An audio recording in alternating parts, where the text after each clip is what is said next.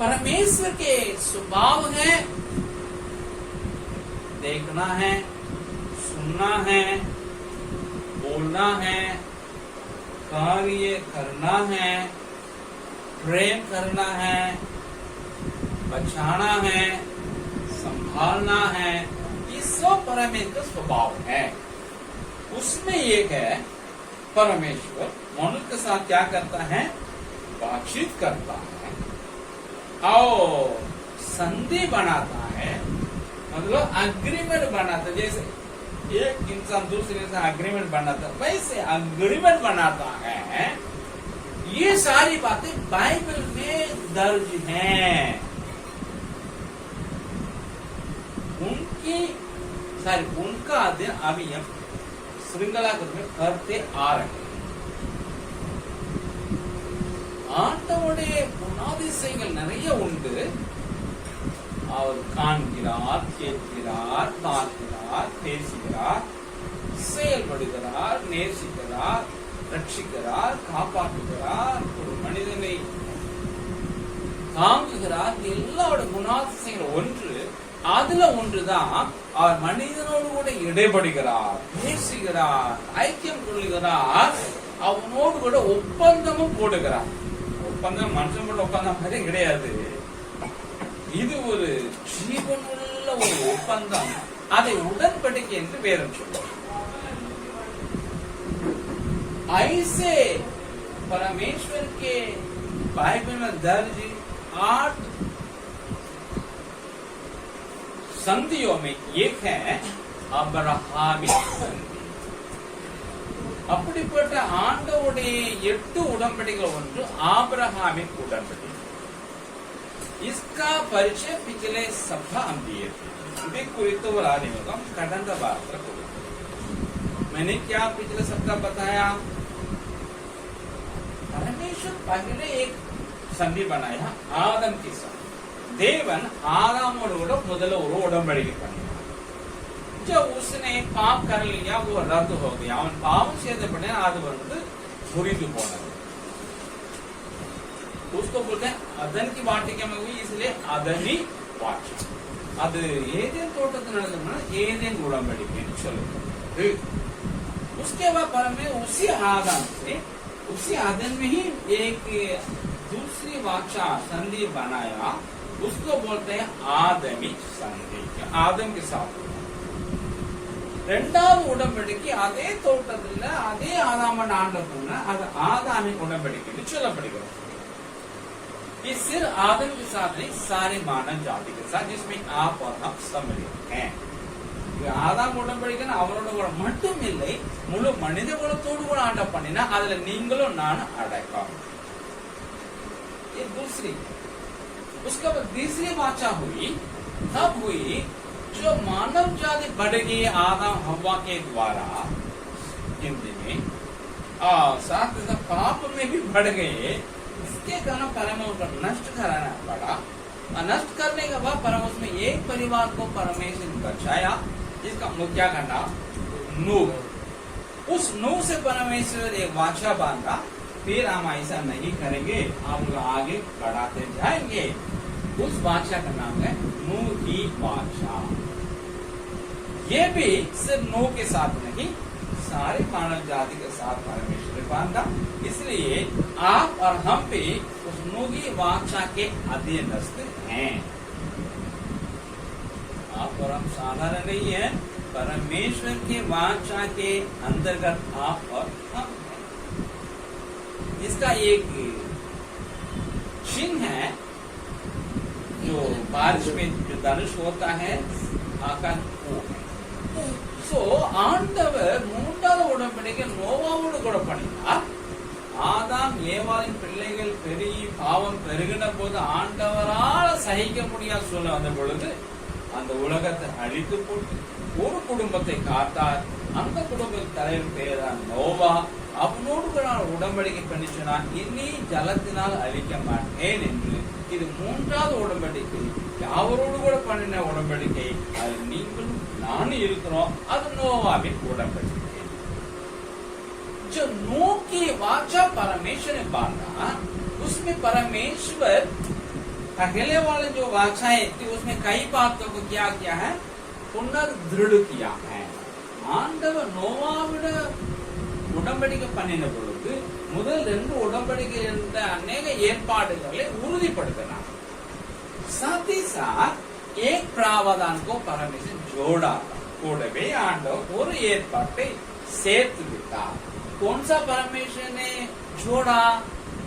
पहले कोई सरकार नहीं थी, कोई संगठन नहीं था, जिसको जैसा सोचा वैसा वो करते गए. इसलिए लोग निरंकुश थे, अराजकता में जीते थे.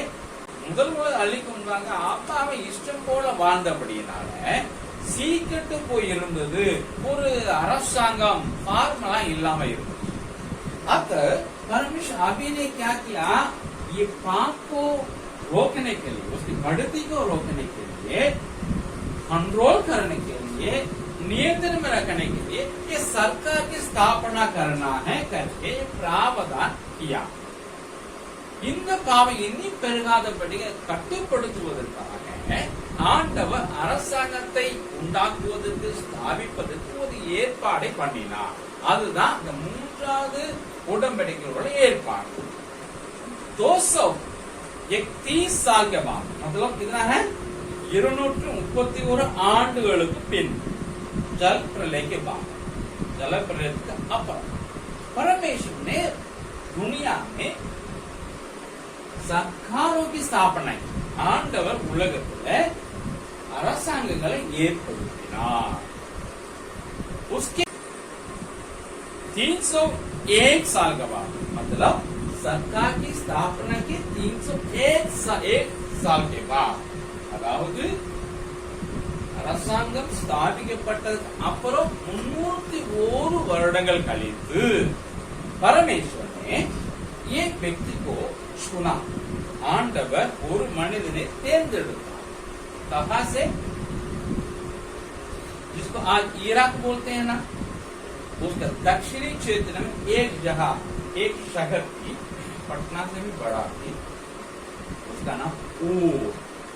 அதாவது ஈராக்கி, இன்றைய ஈராக்கி தென்பகுதியில் முந்தின நாட்கள் மூலம் 4000 ஆண்டுகள் முன்பாக ஊர் என்னும் ஊரில் இருந்து ஒரு மனிதனை தேவன் தேர்ந்தெடுத்தார்.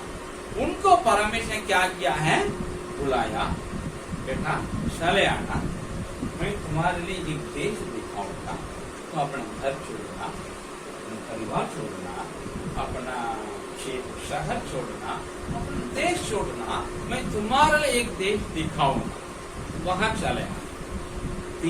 चलने ஆண்டவர் அந்த மனிதர் சொன்னார், நீ உன்னுடைய குடும்பத்தையும் இனத்தையும் ஊரையும் தேசத்தையும் சொந்தம் பந்தம் எல்லாரையும் விட்டு நான் சொல்லுகிறது போ அப்படின்னு அழைத்தான்.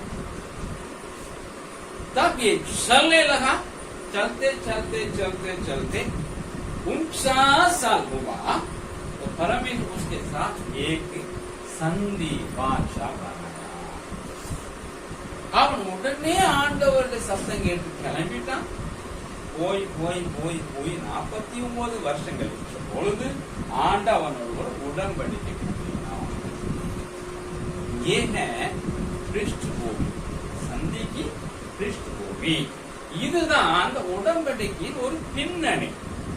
परमेश्वर इस व्यक्ति को जब बुलाया, ये पीडीएफ में कब बुलाया मैं साल लिखा हूं, अभी बोलेंगे तो टाइम हो जाए, साल नहीं बोला, आप मेरे पीडीएफ को ले लीजिए, पीडीएफ भेजना है, ठीक है.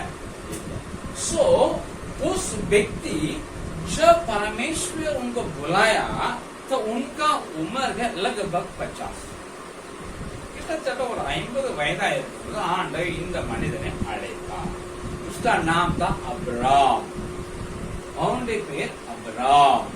वो शादीशुदा था. அவன் ஒரு திருமணமானவனாய்.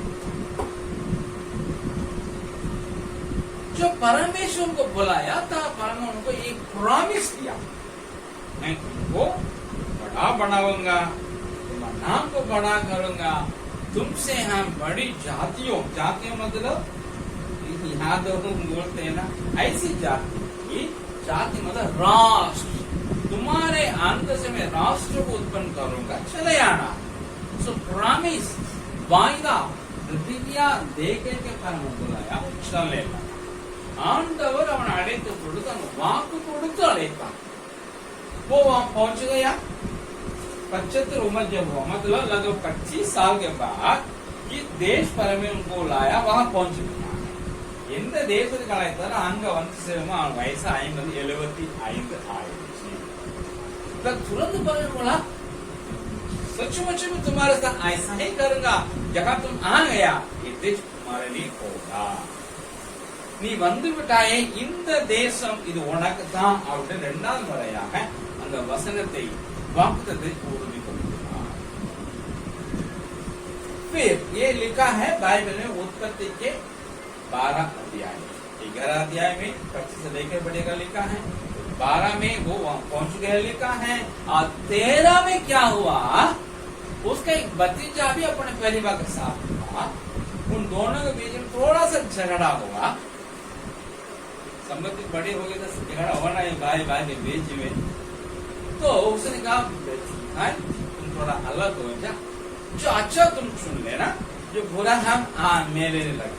वो अच्छा लेके के चला गया, वो अलग हो गए। अभी ये अब्राम अलग अकेले मतलब है, उनके साथ और कोई नहीं, बल्कि बहुत नौकर चाकर बहुत लोग थे। हालांकि इनका संधान नहीं कितना, पत्नी अकेले इनके साथ है, भतीजा उनका परिवार। ஆண்டவர் இவனை அழைத்த பொழுது அவனுடைய அண்ணன் பையனும் கூட வந்துட்டான் குடும்பமா. சோ 2 பேரும் அந்த தேசத்துல காணால இருந்தாங்க. அடுத்தால பார்த்த கொஞ்ச நாள் அவங்களுடைய சொத்து நிமித்தம் அவங்களுக்குள்ள சின்ன தகராறு வந்ததுனால ஆபிரகாம் சொன்னாரு, மகனே நீ அந்த பக்கம் போப்பா, நல்ல இடத்தை சூஸ் பண்ணிக்கா, நான் எடுத்துன்னு சொல்லி சொன்னாரு. பெஸ்ட் சூஸ் பண்ண போயிட்டான். இப்போ ஆபிரகாம் தனியாக இருந்தான். इस वक्त में परमेश्वर तीसरा बार उसके लिए क्या कर रहा है, दर्शन देके बोल रहा है, जितना देखता है ना तुम, एक दिन चलो फिरो लंबाई चौड़ाई में सब तुम्हारे, जहां तक तुम पैर रखोगे सब तुम्हारा। हाँ, तीसरा बुलाया, फिर प्रॉमिस दृढ़ किया, तिबारा भी दृढ़ किया है. ஆண்டவர் லோத்து என்று அவனுடைய அண்ணன் பையன் அளவிட்டு பிரிந்து கொள்ள சொன்னாரு. இந்த தேசம் முழுவதும் நட, நீ இல்ல அகல நட, எவ்வளவு நடக்க உனக்கு தான். இது 3வது ஆண்டவனுக்கு தரிசனம் கொடுத்து அதை உறுதி. कुछ साल के बाद जब उनका 85 उम्र हो गया, அதிலிருந்து 80 वयது ஆனதுக்கு அப்புறம் परमेश्वर चौथा बार उसको दर्शन दिया है. उस समय परमेश्वर प्रॉमिस देने के वक्त फिर प्रॉमिस देता है, आशीष देता है. उस वक्त में उसके साथ क्या करना है, एक अग्रीमेंट बनाया, वाचा बांधा. उसी को हम आज देखने जा रहे हैं. ஆண்டவர் 4வது முறை, அதிலிருந்து 3வது முறையா அவனுக்கு வந்து வாக்கு பழக கொஞ்ச நாள் கழிச்சு 85 ஆன பொழுது ஆண்டவர் அவனை அழைத்து அவனோடு உடன்படிக்கை பண்ணி திரும்பவும் வாக்குத்தத்தத்தை உறுதிப்படுத்தினார். ये है आपको 15 अध्याय में है उत्पत्ति. இந்த காரியம் உற்பத்தி ஆதியாகம புத்தகம் 15வது அதிகாரத்துல எழுதப்பட்டு இருக்கிறது. उसके बाद परमेश्वर ने क्या किया, उस बादशाह को 13 साल के बाद दृढ़ किया, कन्फर्म किया. जैसा बोलते हैं ना, एग्रीमेंट बनाते हैं, उसका जाके क्या करते हैं, पंजीकरण करते हैं. उसी प्रकार परमेश्वर ने जो बनाया वाचा को, एग्रीमेंट को 13 साल का बाद एकदम उसमें मोहर मार दिया, पंजीकरण अपने में कर. ஆண்டவர் இந்த 4வது முறை உடன்படிக்கை பண்ணினாரே, அதை உறுதிப்படுத்துவது 13 வருஷம் எடுத்து அதுக்கப்புறம் உறுதிப்படுத்தினார். आज हम ये चौथा और 5वीं बातों को देखने जा रहे हैं. इनमें ना 4வது 5வது காரியங்கள் பார்க்கணும். कैसे परमेश्वर ने वाचा बांधा, ஆண்டவர் எப்படி உடன்படிக்கையை பண்ணினார், कैसे उसको दृढ़ किया, எப்படி உறுதிப்படுத்தினார். उस इससे आपके लिए मेरे लिए क्या सीख है, இதிலிருந்து நமக்கு என்ன ஒரு பாடம் இருக்குது, இதை நாம் கற்றுக்கொள்ள போகிறோம். अभी तक समझ में आया?